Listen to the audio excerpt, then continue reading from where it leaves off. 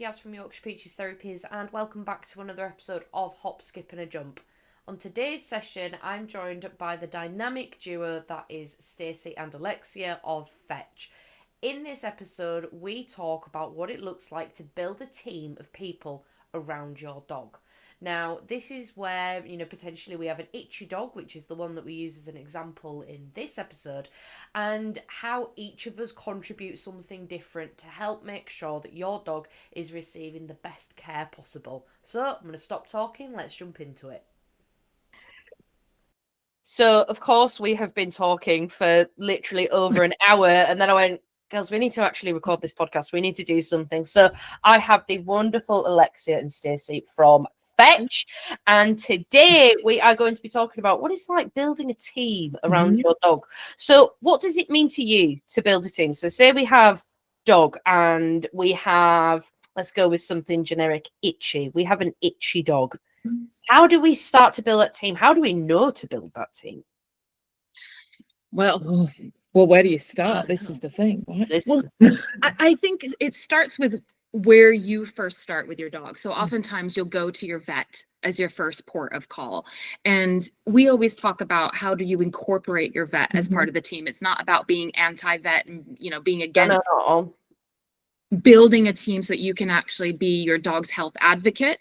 And you can ask the right questions for your vet in order to get the information that helps you make better decisions. So oftentimes an itchy dog will end up at the vet, and then you start looking at other things like, oh, maybe it's the food. And that's often when you'll come to us and we'll start with the question. We'll look at the food. We'll help you kind of problem solve that and try some different things. And we were just talking about an example of a dog that with itchiness, we can start with the diet, but there might actually be some pain that we start to notice. Maybe something else is going on. And that's when we would say, we need to bring Yaz into this conversation. And then all of us are working together. We're all singing from the same hymn sheet, sharing information, problem solving together to actually look at the dog as a whole individual dog, and also to look at how that dog sits within its wider environment and its family and other things that might be impacting it. So that's what I think of. Yeah, I think absolutely. And I think I've worked with dogs where the nutrition part can only go so far. And then we've brought in a holistic vet because they did the Guardian chose that they didn't want to particularly stay with the conventional route. They were open to looking at other alternatives.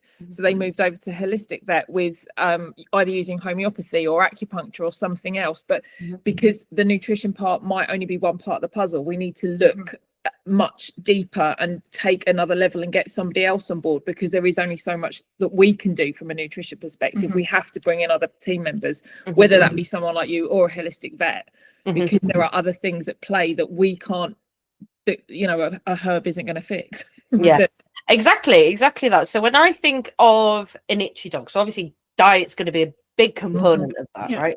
So that's when I'll go, okay, so we've addressed the diet, for example. That's a very sweeping statement. We'll come back to that. But from a pain perspective, when someone tells me they have an itchy dog, I go, okay, what does that itching look like to you? Because what you deem as itchy, I might deem as something else. Well, they're constantly nibbling and licking one paw at the front. Oh, okay. Is it that they're actually itchy, or do we have pain in that area? So for a dog, in each paw, we've got 25 individual joint capsules. If 2 of those are arthritic, that's going to be painful. And the dog can't tell you through words. They can tell you in a million other ways that they're painful, but they may respond by licking. So they start licking. And then what happens is we get that imbalance of yeast on the skin. Because they've been licking, they've made it goes like really mean, like rust color, doesn't it? The skin's really inflamed. Then if it's a bulldog, you might get like a secondary cyst from that. So then it starts to spiral into a skin issue. Another thing with itching or nibbling or scratching. So say, for example, a dog is fast asleep and they wake up and they start ferociously nibbling, say, at the top of their hind leg. Is that nerve pain? Nerve pain's a real funny one to work with, and I think it's sometimes something that can fly under the radar when we're working with Well, any dog really. So how do you know if a dog has got pins and needles? How do you know if a dog's just had a shooting pain? Nerve pain's painful. It's like toothache is painful. And then we look at, say, dogs who've got itchy faces. Could that be toothache? Actually, and they're rubbing, and then they've rubbed so much on the carpet that then, you know, caused like a burn, like a carpet burn on their face. Is it a case that they find comfort in rubbing their face on grass, which is then introduced loads of pollen into their eyes, which is then it can get a little complicated, kind of journeys. But this is why building a team of people around your dogs who are going to bring something different to the table. So say for example, right, let's go back to our itchy dog. Our itchy dog is currently on prescription food, and that's not to demonize prescription food, but it's about making people aware that there's other choices available, right? So what would be the first thing that you do for, say, itchy dog and they're on hydrolyzed food? What would be the questions that you were asking? Well, so there's a few contributing factors with the hydrolyzed food, and I can speak from some specific cases of. I would start to ask, why was the dog put on the hydrolyzed food? What kind of preceded that decision that the vet, because it will be a vet because it is prescribed, meaning that you can't just generally pick it up off the shelves. There has to be a prescription written for it. So that means that the vet has to have assessed the dog to determine that they need a hydrolyzed diet. So I would want more information on that, which is why we always ask for medical records, and we kind of do the, you know, put on our deer stalker hats and, you know, do the thing through, because there's often something, and I have found this with several clients too. It will be like way back in the medical records, there's one little thing that pinpoints, we need to ask a different question about that. Or, oh, this has been going on since they were 12 weeks old and it coincided when they had all of their jabs at once. So that we'll get some other information, because it's not as cut and dry as get them off of the prescription diet, put them on something else. So we need to do that sleuthing. But we would, from the perspective of what do we want to do about the food, once we've got a better understanding that we can kind of pack some other things around our understanding of what's going on with the dog, any kibble is incredibly dehydrating to begin with. Right. So that is drying out the system, which is going to contribute to itching. It's going to contribute to gut imbalance, all of that. And it can promote inflammation in the body, which, as you'll know, can impact pain. So we're going to want to get hydration into that dog as soon as possible. The way that we approach that is through fresh food. So that's looking at, when we talk about fresh, either raw or gently cooked, depending on what the dog does best on. We have found that most dogs who have chronic itching and gut problems do much, much better with a gently cooked diet than raw.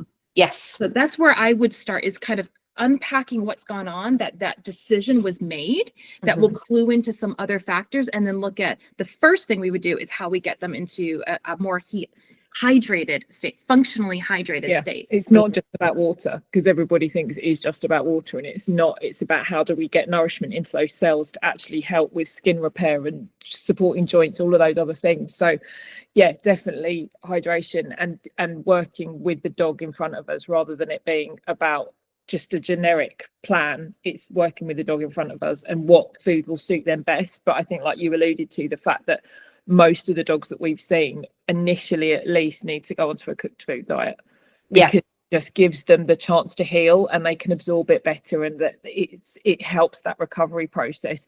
And they may be able to go onto raw, but they may never be able to go onto raw because it may just suit them. So that's why when we talk about fresh, it is either or.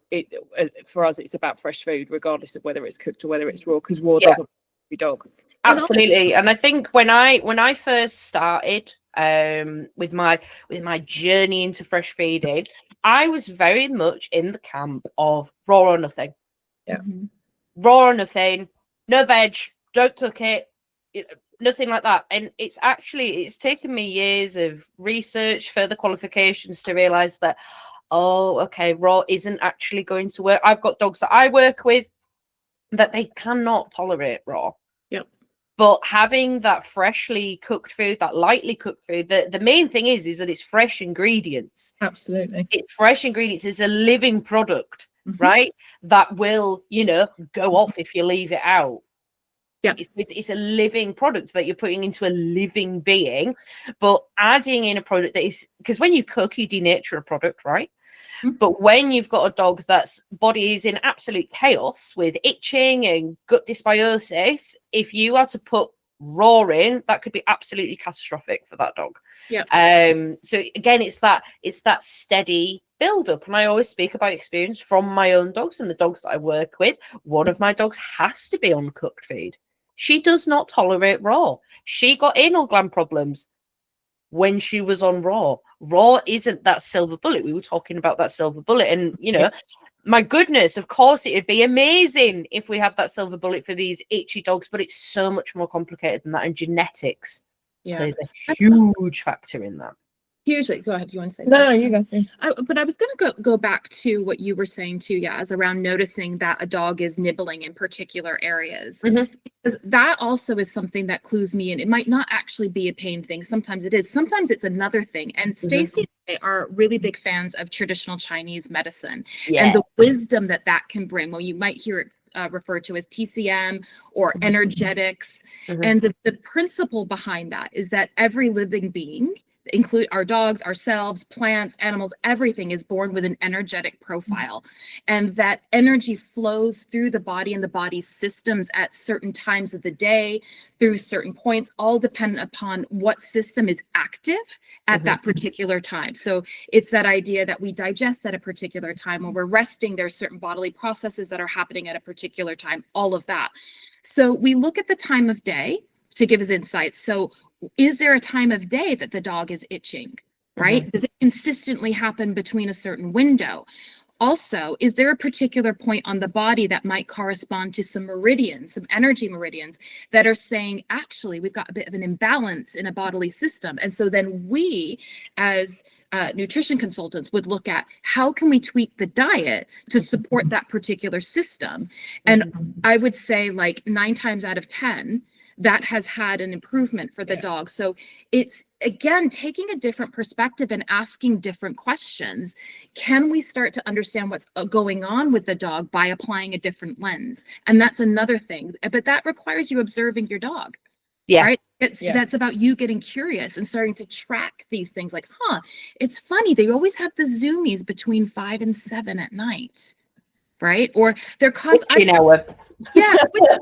Yeah, and that's even the question I put on my form. Like, does your dog have a witching hour for like zoomies or nibbling or any of those things? Because it just helps give you that other clue. Like, there's something else I need to look at, and how can I support that system? And when you ask for more questions, they go, oh yeah, it's pretty much every day at the same time, and it's this exact same behavior, or they're rubbing themselves on the carpet, or they're doing like back scratches, or they're doing something. You're like, okay, tell me more, and then you just dive deeper.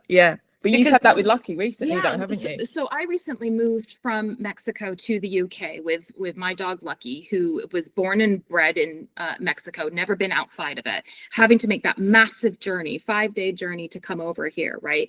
And he has had kidney problems when he was younger. So I was helping to prepare him through his diet for supporting his kidney, knowing as well he was going to have to like hold his wee on the plane and stuff like that. So I was using nutrition to help support him ahead of time. And then we got here and I thought, oh my gosh, he's done great. And he has done really great. But then I started him doing that itching. And he was constantly itching on the same place. And then he would have a witching hour that started at 11 o'clock at night without fail. I was going to say that's late, but his body clock will be on a different time zone. But the body clock for that is linked with the liver and the gallbladder. It's the start of the gallbladder, which is associated with the liver. And where he was nibbling, so he was doing like flea biting, and I thought he's got fleas. And then Stacey said to me, you know that fleas travel throughout the body. They're not just going to be in one place. And I was like, yes, you are correct. But I had that panic of like, oh my God, I brought fleas to my friend's house. You know, like that kind of a thing. So we whipped out our Bible of TCM and we looked, and it was on the gallbladder meridian. Right, okay. The gallbladder is associated from, there's also like a kind of emotional component that is associated in TCM with the different systems. The gallbladder is associated with frustration, resentment. Yeah, he's probably a little bit upset dragged with me me. out of Mexico. But really, He's like, the weather is rubbish here. What on earth? exactly. I was asking a lot of him to have to adjust. So again, putting those bigger puzzle pieces together, what was going on in his life that was that beyond just the food, right? So it wasn't that he was having a reaction to the food, or he hadn't just been out in the pollen or something like that. He's just gone through this massive thing. But it's also spring. And spring is associated with the liver and gallbladder, and it's when our bodies naturally detox. Yes. So what I then did was started a detox protocol to support the liver and gallbladder. The itching went away and the zoomies stopped. Although he has figured out that he can go and ask Auntie Stacey for a treat at that time, and she'll give it to him. I see. So there's a learned here. But like it was instant, and we were thinking of you because you would see. I've never seen this before on a dog where he had the whole fascia thing. He had the whole fascia thing go on, where all of a sudden it was like his coat went like almost like fish boned, right? Or is that and like wavy, and then waving, twitch, and it would twitch, and it would just travel. But especially down those meridians, which were up, down his side. But as soon as I added in some more functional hydration, because that would support both his liver and his kidneys. And what I mean by that is adding things like bone broth. Also, dogs don't do as well. Same with cats. Cats are worse than dogs for this. They don't drink their water. The way that their body gets hydrated is from their food. So I made sure he had extra bone broth. I was adding in extra lipids for him, like omegas.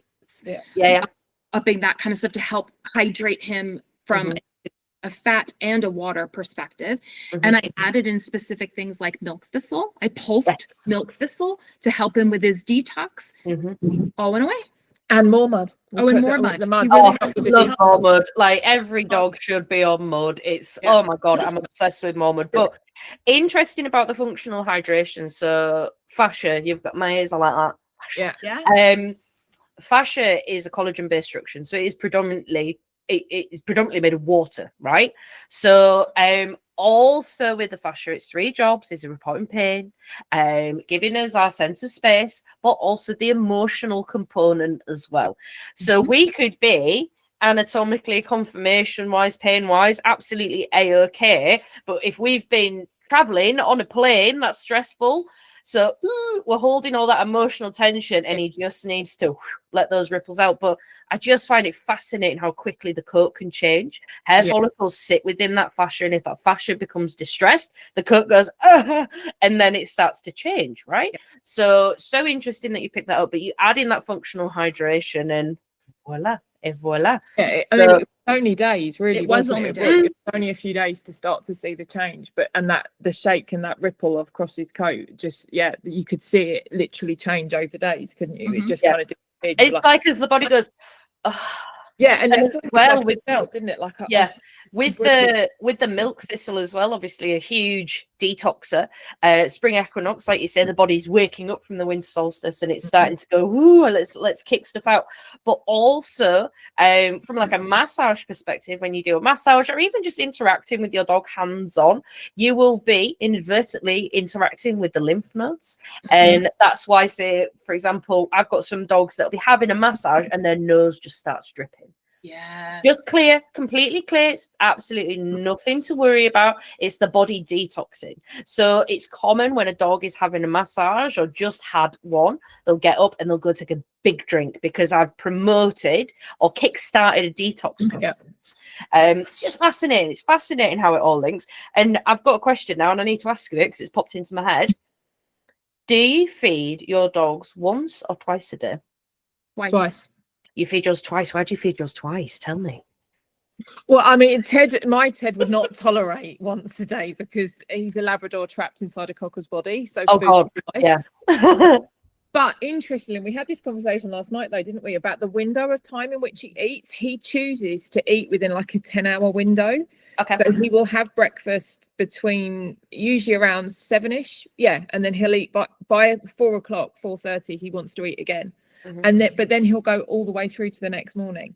So he naturally has chosen that kind of 10, 11. Yeah, no, it's 10 hours. It's about a 10-hour window to eat within. Whereas Lucky's a little bit, probably similar-ish. He's about the same. He is about the same. But I did try the intermittent fasting, which is kind of what you're alluding to, of if you feed once a day, that the dog, essentially what that means is that the dog has more hours of not eating. So you put the dog in a state of more like ketosis in a sense, Yes. where versus having to tax the body working on digestion. But I have found, and I'd be curious to hear your take on this, Yaz. Lucky is a Chihuahua mix. So he's a small breed, which means that he actually eats more, it looks like, than Ted, because they have faster metabolisms. And when I tried him on once a day, he would wake up with hunger pukes. Oh, He couldn't manage that. So even I would feed the same amount of food at that one meal, he actually does better with it spaced. But we were looking yesterday. He also is a dog. He's a cool dog, right. And so he's slower to get going in the morning, and he can wait until lunchtime for not want his breakfast. But he generally does it in about a 7-hour window, and it was almost like on the dot. Yesterday, I offered it to him in about 6 hours after he'd eaten his first meal, nope. and he didn't want it. So I had to put it back in the fridge. Yeah, have you met a dog? I mean, now you've met yeah. But then he came and asked for it an hour later.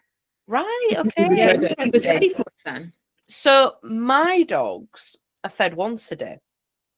And so they have their tea, and that's just kind of the schedule that they're on. However, in a morning they get a light snack.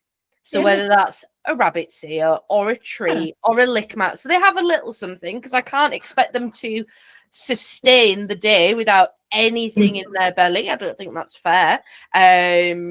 So I'm a big fan of feeding once a day, but I know that it's not ideal for everyone. Yeah, I know it's not ideal for everyone. And that comes down to working with the dog in front of you, doesn't it? Yeah. And, mine would eat twice a day. They'd eat 6 times a day if I put food in front of them. Like to them, they're like, oh, okay, let's go again. They just, I think with like mine and like my husband's schedule, like we don't, I know, well, it's not bad, but we don't tend to eat breakfast. We're a night owl house. So we have our schedule. I don't know, our body clocks just run on that sort of schedule. I wish I was a morning person. I'm not in any way, shape or form a morning person. I'm truly horrific to be around in the morning. Like it just takes me time. Like I'm very slow to get going in the morning. Like my best work and everything, it all happens at night. And it's the same with the dogs. We've kind of matched up our what do you call it? Is it the circadian rhythms? Yeah, like we're all just night owls. Like if I got them up at 7 o'clock on my breakfast, they'd be like, what are you doing? No. And they'll go back to bed. Like if they get up that early, they will actively go back to bed like, oh, this is terrible. But yeah, I feed mine once a day, but they do get a light snack. Yeah. And I think it totally depends on the dog. I've had some clients when we're doing a therapeutic case that they do better with 5 really small meals during the day, because the dog can handle especially if you've got like a dog that's got laryngeal paralysis, pancreatitis, or if there's an active disease in the digestive system, then of course that's going to have to change. That's going to have to change, because they can't sit with the whole meal. And it's interesting as well with my dog. So Rodney, he's a very hot, fizzy dog. He's all the time. Typical crazy cockapoo cross. He weighs 7.2 and he has 300 grams of food a day. And Lily's 6 kg and she has 100 grams of food a day. He has to have a lot of food. So he has predominantly raw, but he also has some of his sister's cooked food as well. He has an egg near enough every single day. He has goat's milk every single day, because otherwise he looks like Mr. Tin Ribs. He looks awful. I cannot keep weight on this dog. Winter is horrendous. Now, so I do seasonal feeding with my dogs. So in winter, Lily's food has to be pulled back because she gets chubby in winter. She chubs up like that. I'm like, oh my God, I've got a barrel for a dog. Jesus. Whereas Rodney, he needs to have this 300 grams of food. But as we move into the summer, we can pull it back to about 200. But again, it has to be a gradual pullback because we get those hunger pukes. And it's, again, like each dog has to be fed different. And I think that's the, coming up with that individual approach. And I'm not saying, just because I feed my dogs one big meal a day, that's how your dog should be fed. That's not it at all. It's about working with the dog in front of you and building a team around you of people who can add different options to the table. Yeah, and I mean, I was just going to say about Ted when we first, because he's a very hot, fiery redhead cocker spaniel. But when I first got him and I moved him over to raw, he was eating so he was about 16, 17 kg then, and he was eating the same amount as my 25 kilo Springer, because his metabolism being that hot fiery dog, he was moving and he was burning through stuff. But that up, and then when he got to about 5 or 6, his metabolism started to change, so I had to play around. And much like you, I have to juggle now between winter and summer, because he puts it on during the summer but loses it in the winter. So now I have to play around, and he's had a few more treats while you've been here, but so I'm having to negotiate that and look at, and I just look at his body shape. That's my constant guide. So, body shape. I prefer body shape. There's no weighing scales in my clinic, because I don't like to look at just that number. I think it can box dogs in too much. You know, when the vets look at that Hills sponsored body condition chart, and a beagle must weigh this absolute crock of shit, because not every dog is going to be to breed standard, and I like to look at the condition of the dog. So if I run my hands over the ribs, I want to feel them lightly. If I go from point of elbow diagonally back, I want to be hitting ribs. If I look from the top, we need that nip at the waist, and if I'm looking from a side, that tuck at the abdomen, because what the scales don't take into account is bone density, muscle mass. You know, there's so many different contributing factors. And I always find as well that, I suppose this is something that we do a lot of unpicking about, but pet parents, so the general public, as pet parents, have been told that they are making their dogs fat because of table scraps and all this, and they've been demonized. Table scraps have been demonized. My dogs have table scraps every day. If we are cooking, they get whatever, really, as long as it's not onions or anything. But it's taking a long time to kind of unpick that narrative that human food is the devil. And it's not. It's actually the ultra processed food that is causing this, epidemic of dogs that are really struggling with their weight. And humans. Absolutely, That's the thing, is that correlation. Well, we know that it is an ultra processed food issue. Yes. And I think what you're speaking to, Yaz, also ties into the kind of general thing that's happened. I call it sort of like the white coat syndrome, where we've deferred our power and our agency and our wisdom to experts. And that's not to say that you don't consult an expert. Absolutely. But you can. We need our vets. We do. So this is not about we don't need them and that they're wrong. It's about, how do I integrate that wisdom, and how do I actually question? How do I feel empowered to question and say, hold on a second, I don't know if that's right for my dog, or can you provide me with the data sheet for that so I can read it and make a decision? Or why has this been put in this food? Why are you going back to your hypoallergenic example, or why are you recommending what is in that you think is going to be better for my dog than a fresh diet or anything else? It's having that ability, feeling like you have the right to ask those questions. I think people are afraid to ask questions. Of course they are. Yeah. And it's not a case of like you doubt what the vet is saying. I actively encourage anyone to ask me questions. If you don't understand, or you don't even agree with something I say in clinic, question me. Because I can explain to you kind of my reasoning and my thoughts behind something. Because I'm really terrible. Like, if someone asks me a question, I will info dump about 15 different things, and you pick, because I can't decide. Here's all the information. What? It's like verbal diarrhea, isn't it? So here's a question for you, girlies. Has there ever been an incident where you have thought, I'm gonna have to recommend hydrolyzed kibble? Has there ever in your caseload been? No. Me either. I've always pulled them off. I've had dogs that have been put on hydrolyzed kibble by the vets that then started with colitis, so bloody diarrhea. Yeah. And the minute I got them off, stopped. Overnight, it stopped. Yeah, and as well, like, I think as well, when we're talking about gut issues, pain, again, I'm going to bring it back to pain. How painful is it to have digestive issues, and having a flare up is agony. absolute agony. It's not pain that causes you to cry, but it's so uncomfortable. But unfortunately, that is just part of the norm of my digestive system. And sorry listeners, you're getting to talk about my bowels now, but it's painful. It's so painful. Even having a dog that has trapped wind or gas, that is painful. That's painful. So what are we doing to kind of address that pain? One of my absolute favorites is peppermint tea. Fantastic antispasmodic for the gut, and it's good for kind of getting that gas out.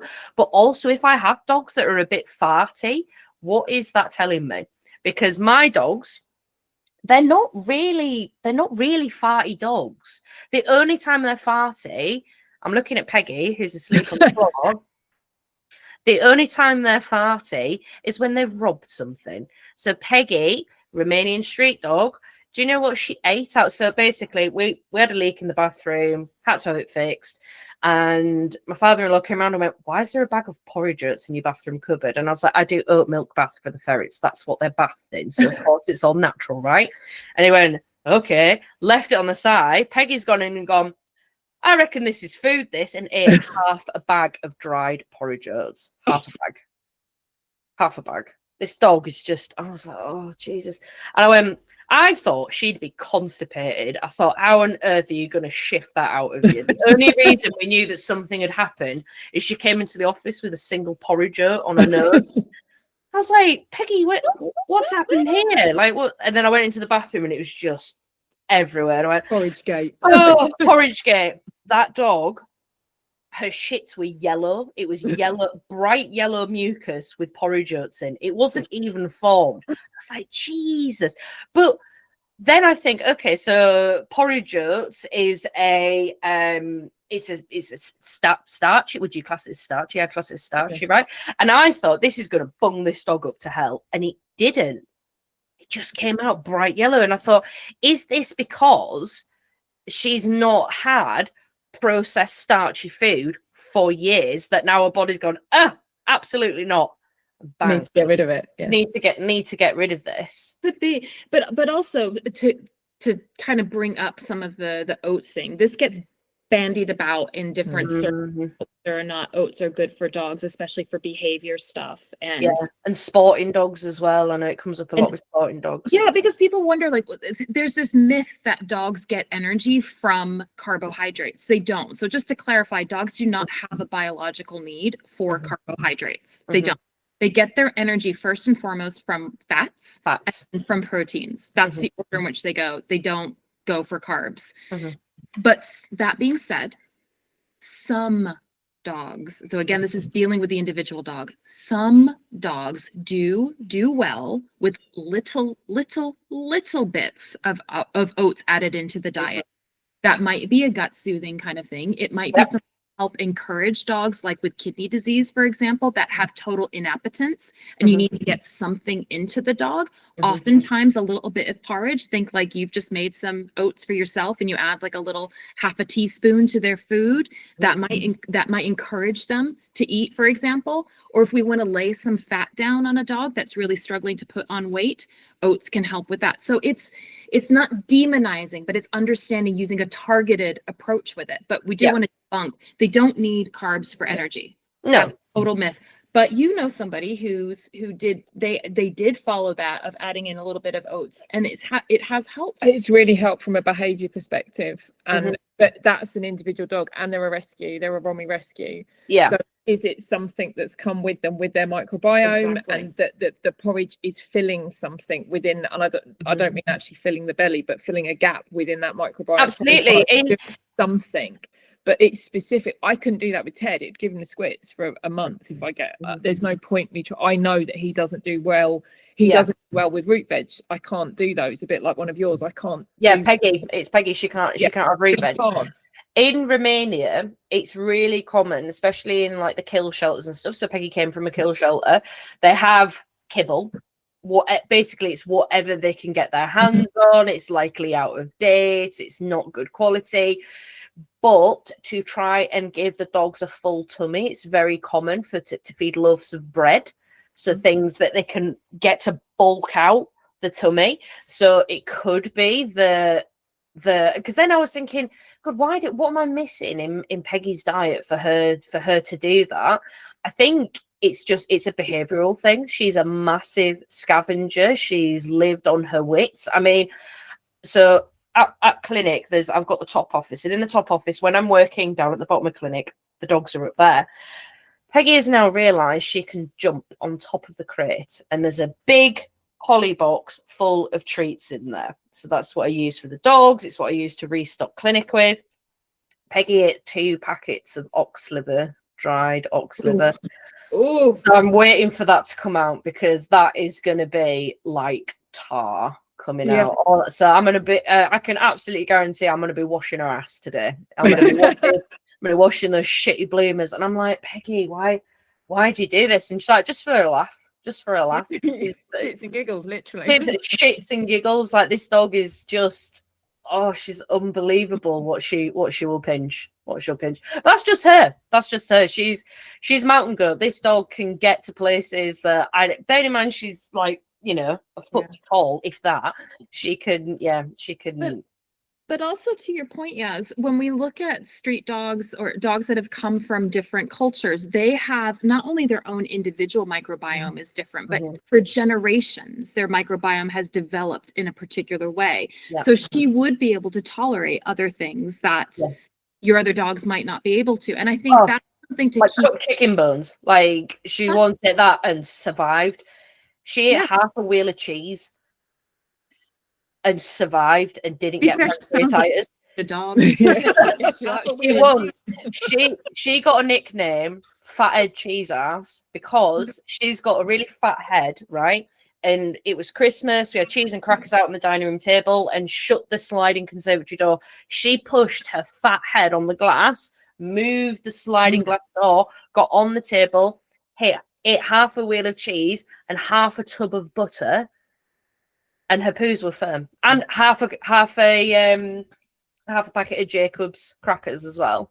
And no pancreatitis, nothing. No, nothing. Whereas if that was Lily or Rodney, they would have been hospitalised.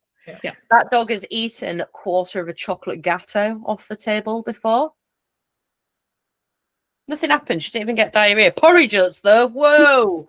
What the fun? Step too far. That was a step too far, Mummy. I can't believe you left that in reach. But I don't get to decide what gives her the shits. And I'm like, I'm sure she holds on to stuff. Do you know what I mean? Like, she's going like, I'm not wasting. I'm not fetching this back up. Are you joking me? She's very rarely sick. Like, she will hold on to it. So I'm not wasting food. You might take it off me. And I'm like, oh, Peggy, good God. But she's an absolute little sod. But interestingly, when you're talking about the generations of microbiome, there's also generational impact on scavenging behaviors. There'll be generational impacts on itchiness, generational trauma. It all links into it. And I'm going to mention this book. I mention it all the time. The Body Keeps the Score.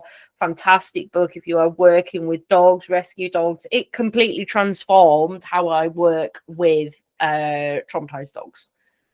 Did that book. Absolutely phenomenal book. So 10 out of 10 recommend that.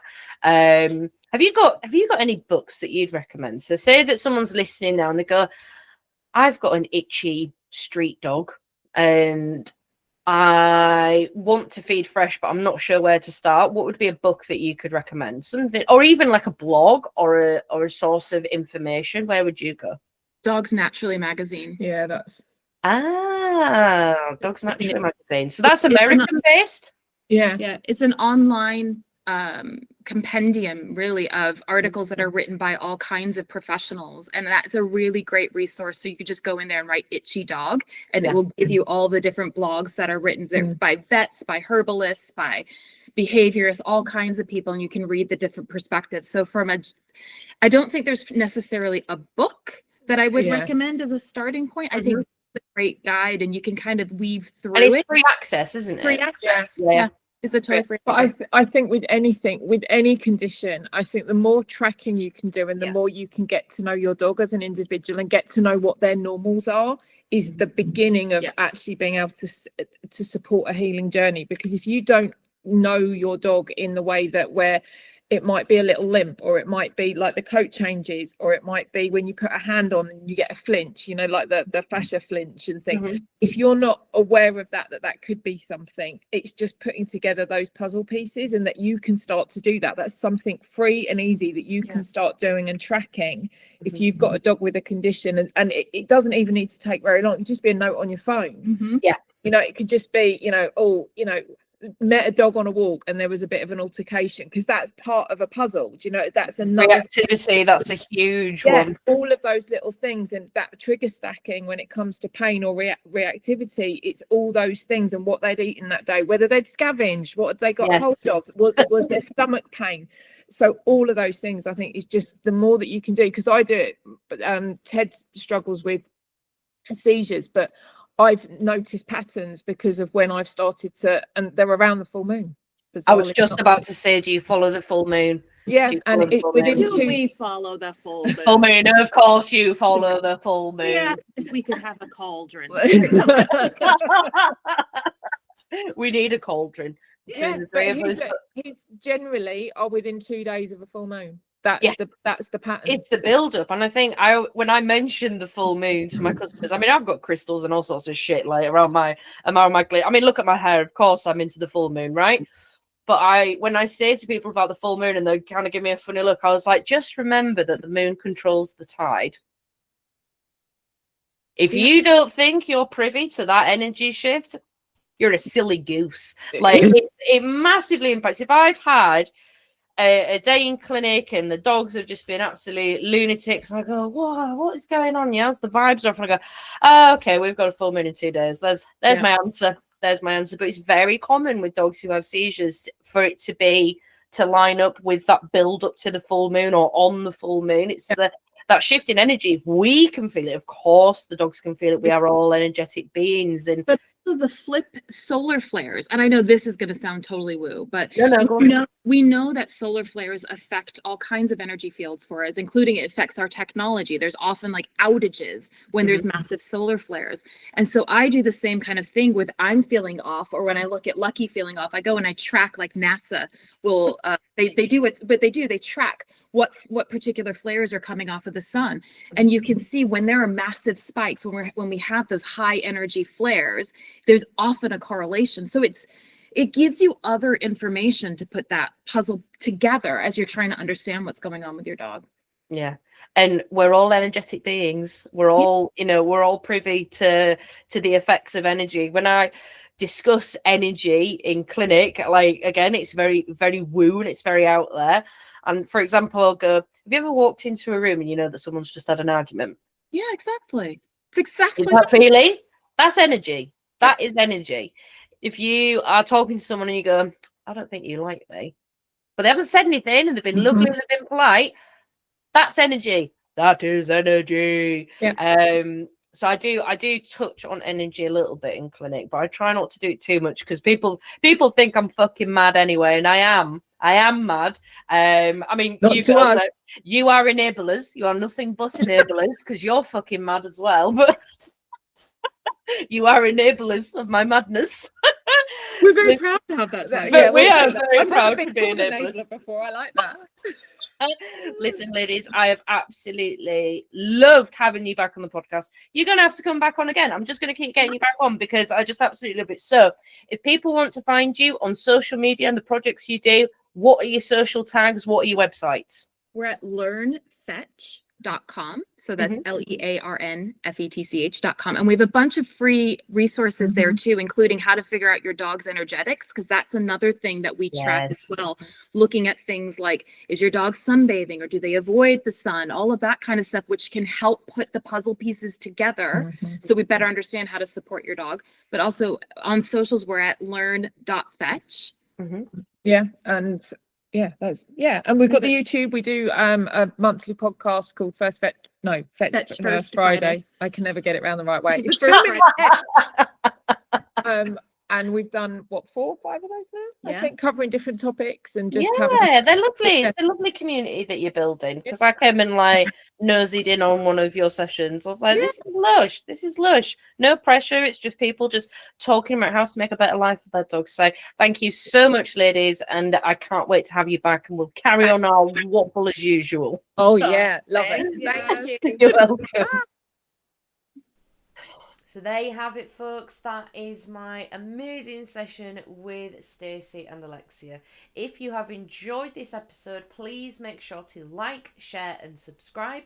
And lots of love to you and your dogs. Take care for now. Bye.